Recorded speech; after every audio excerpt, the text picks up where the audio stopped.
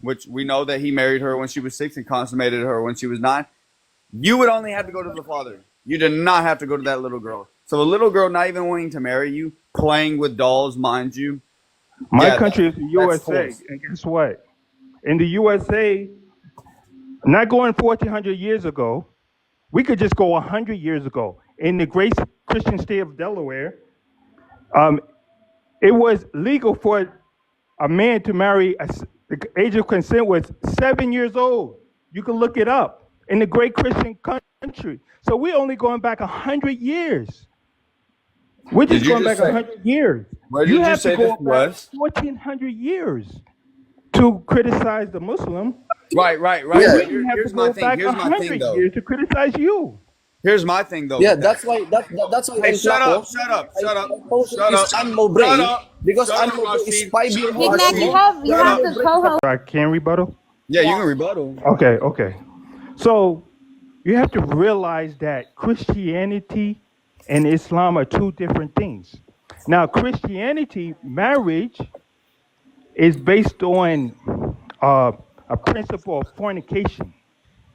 Now, fornication needs a consent of somebody's consent to um, age consent because it's fornication. So, age consent was placed in the Christian countries because the control of fornication. In Islam, Muslims, we get married. We don't deal with fornication.